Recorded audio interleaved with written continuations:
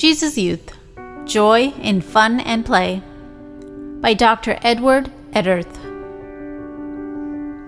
Dr. Edezhath, one of the pioneers of the Jesus Youth movement, is a retired professor from St. Albert's College, Ernakulam. He lives with his wife Audrey in Kochi, India. We must teach our young people to have some fun and games when they come together. This was a point of discussion in one first-line gathering, but there was stiff resistance. No, our youth are already too playful and waiting for a chance to have fun. We come together for prayer and evangelization. If our groups become places of fun, then that will kill all that spirit and we will become like any other loose youth group. After all the debate and discussions, the group decided to take a new direction. The first line group realized that we ourselves needed training, because fun and play was not natural to our charismatic ways or teachings. We invited a man named Tomi from Alleppey in Kerala, a total outsider, to challenge and train us. For 3 days, he broke the ice. All of us key people in the movement, making us run around, laugh and play, and making ourselves like children that enjoy exhilarating company. It was early in 1983, and the training changed our personal lives, our approach to group gatherings, and the way in which we gave our retreats and talks. We planned a leadership training. A team from among us planned its content and dynamics, calling it Know Yourself Program. Using a lot of fun, games, active discussion, and reflection, we led groups through this 4-day transforming experience. This was offered all over Kerala.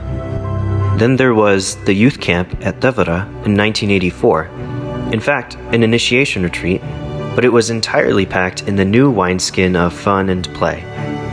The 300-odd teenagers who attended it just loved it, and were radically changed. And above all, the epic-making Jesus Youth 85 was envisioned on this keystone. And what was its impact?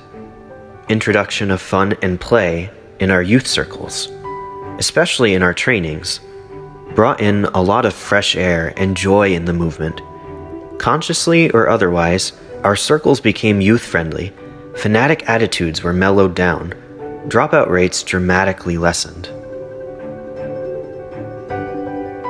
Why fun and games for youth? Father Gino's inputs during a previous training had a definite influence in changing our attitude to prayer, spirituality, and mission. The above-mentioned discussion was possible only in that context. In one session, he was talking of the masks that we all wear. Our masks of obedient daughter, responsible student, pious Catholic, and so on, can be just an external pretension, never truly reflected on and examined by ourselves. Masks are mainly to please others, but inside us, our deep yearnings and dreams may be very different. Becoming aware of me, the real and special me, is the first step towards becoming a genuine person and removing my masks. I can grow in prayer only in this way. When I am on my life's mission, the mission is to love. And there, my real me is so very important. Unfortunately, most of us think of emulating great saints and excellent examples, but seldom connecting it with the real me.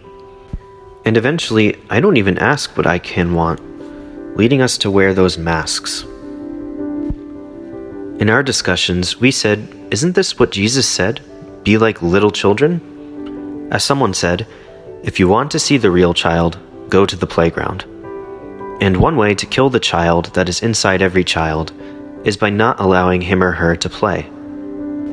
Another comment was, we grown-up people have fun only when we make fun of others. Innocent fun and play are so far away from us.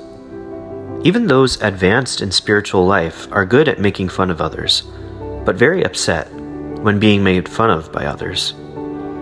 Ability to be playful and laughing together with people around us is a beautiful way of overcoming our pride and self-righteous attitudes. Thus, we overcome the greatest hurdles in the path of holiness. St. John Bosco was loved by youth and led them all to Christ in many creative ways. He used to say, "Run, jump, have all the fun you want at the right time, but for heaven's sake, do not commit sin." Hear what Pope Francis says. "We must discover the depth of the person, the fundamental health, the capacity for lightheartedness, the creative capacity for play. The Book of Wisdom says that God was playful. The wisdom of God was playful." Rediscover play as a learning experience, as an educational experience, so that education will no longer be merely information, but creativity at play. Rediscover this playful aspect, which enables us to grow in creativity and in joint work. As the Pope rightly says, helping children and youth to be joyful and playful is very important, as that is an indication of a healthy inner life, and that the person is growing in the path of love and right spirituality. Help youth to peel off masks and be truly joyful and playful. In 1991, I came across this Jesus Youth group called the Rex Band. Their stage show was beautiful and deeply spiritual, but later, when I spent the next day with the group, it shocked me.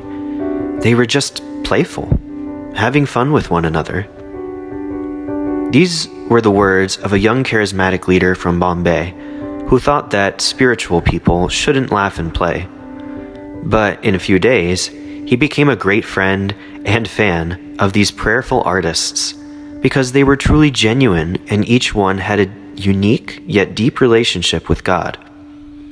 Later, he shared that his deepest conversion was becoming a joyful and genuine Christian like these wonderful Rex Banders. Young people are in search of a spirituality that is genuine and youthful. Fun and play are part of it.